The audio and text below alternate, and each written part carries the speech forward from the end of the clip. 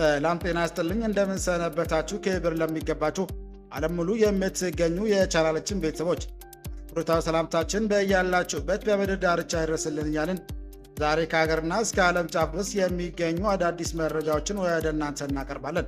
የብራን አድማጮቻችን ቀድሞ ዩቱብ ቻናላችን ስለተዘጋብን በአዲስ ቻናል ወደ እናንተ ተከስተናል። አንተም ሰብስክራይብ፣ ሼር እያደረጋችሁ አዳዲስ መረጃዎች እንደተለቀቀ ወዲያውኑ ወደ እናንተ እንዲደርስ ደውል ምልክቱን በመጫን ብርታት እንድትሆኑ ዘንድ እየተማጸንን በቅድሚያ አርዕስተ ዜና እናሰማችኋለን።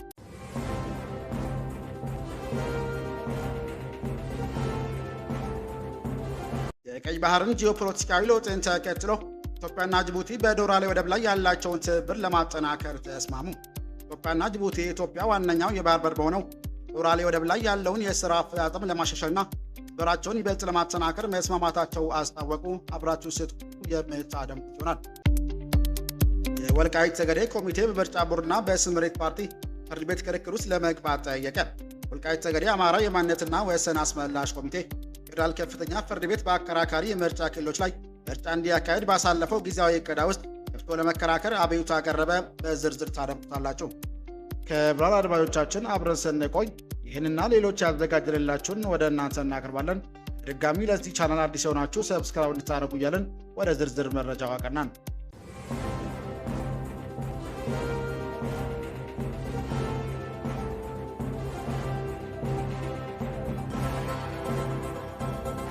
የቀይ ባህርን ጂኦፖለቲካዊ ለውጥን ተከትሎ ኢትዮጵያና ጅቡቲ በዶራሌ ወደብ ላይ ያላቸውን ትብብር ለማጠናከር ተስማሙ። ኢትዮጵያና ጅቡቲ የኢትዮጵያ ዋነኛው የባህር በር በሆነችው ዶራሌ ወደብ ላይ ያለውን የሥራ አፈጻጸም ለማሻሻልና ትብብራቸውን ይበልጥ ለማጠናከር መስማማታቸውን አስታወቁ። ስምምነቱ የተደረገው በጅቡቲ የኢትዮጵያ አምባሳደር ገሰት ሁሉና የዶራሌ ወደብ ዋና አስፈጻሚ አብድላሂ አዳዊህ ትናንትና የካቲት 19 ቀን 2018 ዓ.ም ባደረጉ ውይይት መሆኑም ተገልጿል። የአምባሳደሩ ገለጻ ለገሰት ሁሉ ገለጻ በውይይቱ ወቅት በኢትዮጵያና በጅቡቲ መካከል ያለው ስትራቴጂካዊ ግንኙነት ያለውን ቀጠናዊ ፋይዳ የጠቀሱ ሲሆን የጅቡቲ መንግስት ግንኙነቱን ወደ ላቀ ደረጃ ለማሳደግ ላሳየው ቁርጠኝነት ምስጋና አቅርቧል። አምባሳደሩ አክለውም የወደቡ አስተዳደር አሰራሮችን በማቀላጠፍ ለኢትዮጵያ ዕቃዎች የሚሰጠው አገልግሎት ቁልፍ የማስፈጻጸም አመላኮች ተግባራዊ ለማድረግ ምቹ ሁኔታ መፍጠሩንም ገልጿል። ሁለቱ ወገኖች የወደብን አፈጻጸም ይበልጥ ለማሻሻልና ቀጠናዊ ትስስር ከፍተኛ ተዋጽኦ እንዲያበረክት በትብብር ለመስራት መስማማታቸውንም አክለዋል።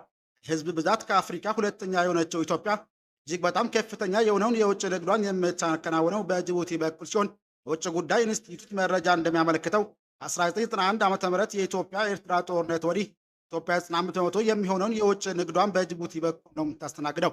የፓርቱ ሱዳንና የኬንያ ላሙ ወደብ ያሉ አማራጮች አልፎ አልፎ ብቻ ጥቅም ላይ ይውላሉ ተብሏል። 2017 ዓ.ም በጅቡቲ በኩል የተስተናገደው የኢትዮጵያ ውጭ ንግድ ጭነት 9.5 ቶን ያደረሰ ሲሆን ወደብ አገልግሎት ከጅቡቲ አጠቃላይ ብሔራዊ ገቢ 80 በመቶ እንደሚሸፍንም ይገመታል። ኢትዮጵያ በየዓመቱ ከ1.5 እስከ 2 ቢሊዮን ዶላር የሚገደብ የወደብ ኪራይ የምትከፍል ሲሆን ይህም በ2017 ዓ.ም ከሚገመተው 5.3 ቢሊዮን ዶላር ኤክስፖርት ገቢ ሲነጻጸር 1/3 ገደማ ይሆናል። ጠቅላይ ሚኒስትር አብይ አህመድ ከዚህ ቀደም እነዚህ አገልግሎቶች የሚወጣው ገንዘብ የ3 ዓመት የአንድ ታላቅ ህዳሴ ግድብ ሊገነባ ይችላል ሲል መናገራቸው ይታወሳል። ኢትዮጵያና ጅቡቲ የታደሰ ግንኙነት የመጣው አውሮፓ፣ መካከለኛው ምስራቅ፣ እስያና ምስራቅ አፍሪካን በሚያገናኘው እጅግ አስፈላጊ የባህር መስመር ቀይ ባህርና በባሌ አልማንደር የባህር መስመር ዙሪያ ያለውን ጂኦፖለቲካዊ ክፍፍል በጠነከረበት ወቅት ነው። በርካታ ሪፖርቶች እንደሚያመለክቱት ባለፈው ታህሳስ ወር ጥር 2018 ዓ.ም ግብጽ በኤርትራ የሚገኘውን የአሰብ ወደብና ጅቡቲ የሚገኘው የዶራሌ ወደብ ለማዘመን ስምምነት ላይ ደርሳለች። ስምምነቱ የወደቦችን የመያዝ አቅም ማሳደግ፣ ጦር መርከቦች ማረፊያዎች መገንባትና ፊት ግን ግንባር ቀደም የሆኑ የወታደራዊ አባላትን ሊያስተናግድ የሚችሉ ተቋማትን ማቋቋም ያካተተ ሲሆን ሁለቱም ወደቦች ለባሉ አልማንደር መስመር ቅርብ መሆናቸው ስትራቴጂካዊ ዋጋቸውን ከፍ ያደርጋቸዋል። ኤርትራና ጅቡቲ የምታዋስነው ነገር ግን የባህር በር የሌላት የኢትዮጵያ ጎረቤት ሀገራት ዋነኛ የባህር መውጫ በቀይ ባህር ላይ ግዛታዊ ወይም ወታደራዊ በላይነት ለመስራት የሚደረገውን ጥረት መቃወም ጀምራለች።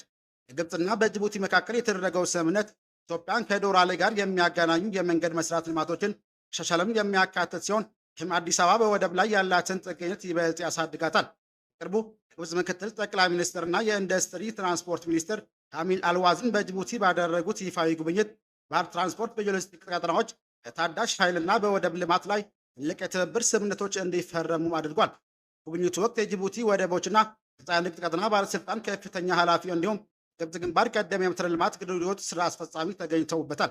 ከፈረሙ ስምምነቶች መካከል አዲስ ዘርፈ ብዙ ተርሚናል፣ የጅቡቲ ነፃ የንግድ ቀጠና ውስጥ የሚቋቋም ቀጠና የሎጂስቲክ ማዕከልና ዶራ ላይ የሚገነባው የፀሐይ ኃይል ፕሮጀክት ይገኙበታል። የፀሐይ ኃይል ፕሮጀክት ከወደቡ ስራዎች አስተማማኝ ኃይል ለማቅረብ እና በዓለም አቀፍ የነዳጅ ዋጋ መዋዠቅ የሚመጣውን ጫና ለመቀነስ ያለመ ነው ተብሏል። የኢትዮጵያ ዶራ ላይ ወደብ በቅርበቱና የኢትዮጵያ ጅቡቲ የምድር ባቡር መስመር ምክንያት አሁንም ብቸኛው አማራጭ ቢሆንም ጥገኝነቱ መጨመሩ ግን የአገሪቱን የኤክስፖርት ምርቶች ተወዳዳሪነት የሚጎዳና ከፍተኛ ሎጂስቲክ ወጪ እንዲኖረው እያደረገ ይገኛል ተብሏል። አብነትም ወደ መካከለኛው ምስራቅ የሚላኩ የኢትዮጵያ የግብርና ምርቶች ሱዳንና ከሌሎች የባህር ዳርቻ አፍሪካ ሀገራት ምርቶች በዋጋም ይበልጣሉ ተብሏል።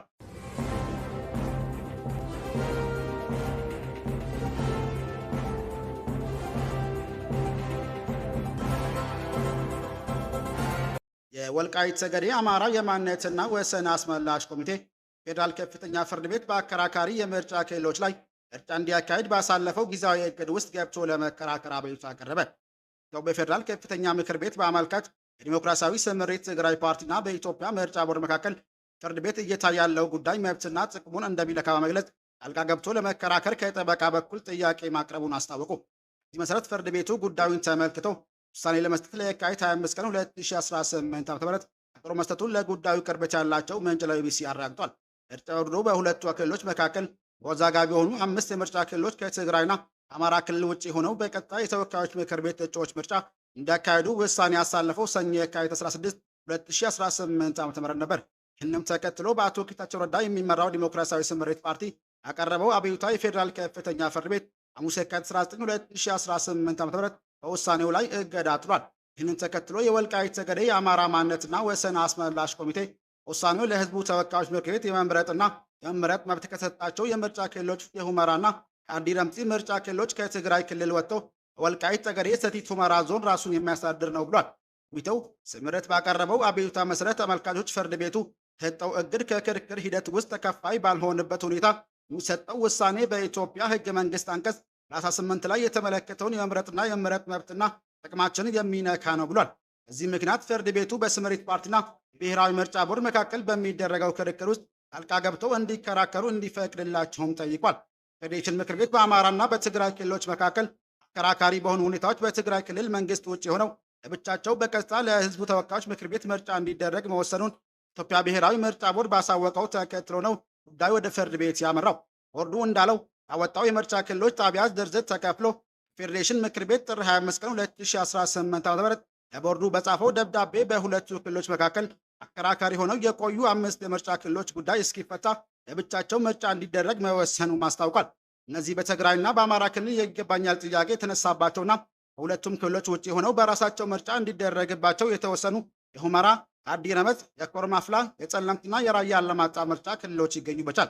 እነዚህም የምርጫ ክልሎች የሚገኙ መራጮች ድምፃቸውን የሚሰጡት ለህዝብ ተወካዮች ምክር ቤት እጩዎች ሲሆኑ የክልል ምክር ቤት ምርጫውን በአካባቢዎች ላይ የተነሳውን የይገባኛል ውዝግብ ህገ መንግስት ውሳኔ ከተፈታ በኋላ እንደሚካሄድ የፌዴሬሽን ምክር ቤት ማሳወቁ ቦርዱ ገልጿል። ይህንም ተከትሎ በአቶ ጌታቸው ረዳ የሚመራው ዲሞክራሲያዊ ስምሪት ትግራይ ፓርቲ ባቀረበው አቤቱታ ፌዴራል ከፍተኛ ፍርድ ቤት በውሳኔው ላይ እገዳ ጥሏል።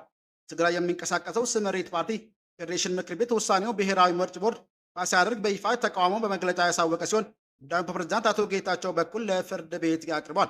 ጠቅላይ ሚኒስትር የምስራቅ አፍሪካ ጉዳዮች አማካሪ የሆኑት ቀድሞው የትግራይ ክልል ጊዜያዊ አስተዳደር ፕሬዝዳንት አቶ ጌታቸው ማህበራዊ ገጻቸው ላይ ባጋሩት በዚህ ውሳኔ ምርጫ ቦርዱ መልሱን የካቲት 25 ቀን 2018 ዓ.ም እንዲያቀርብ ፍርድ ቤት አዟል። ኢትዮጵያ ብሔራዊ ምርጫ ቦርድ በአማራና በትግራይ ክልሎች መካከል አከራካሪ ሆነው የቆዩ የተባሉትን 5 ምርጫ ክልሎች ተመለከተ ከፌዴሬሽን ምክር ቤት ደርሶኛል ያለውን ውሳኔ ይፋ ካደረገ በኋላ ሁለቱ ክልሎች ፖለቲካዎች ድጋፍና ተቃውሟቸውንም ገልጿል። ትግራይ ክልል ጊዜያዊ አስተዳደር ህዝባዊ ወያነ ሓርነት ትግራይ ህወሓት፣ ዲሞክራሲያዊ ስምሪት ትግራይና ሌሎች የትግራይ የሚንቀሳቀሱ ፓርቲዎች ውሳኔውን ሲቃወሙ በአማራ ክልል በኩል ያሉ የፖለቲካ ፓርቲ የተላለፈውን ውሳኔ ደግፏል። ክቡራን አድማጮቻችን ለዛሬ ያዘጋጀንላችሁ መረጃዎች ይህን ይመስል ነበር። ሰብስክራይብ ማድረግ ደውል ምልክቱን መንካት እንዳይጠፋችሁ እያልን ሌላ ዜና እስክንገናኝ ድረስ መልካም ቀን እንመኝላችኋለን።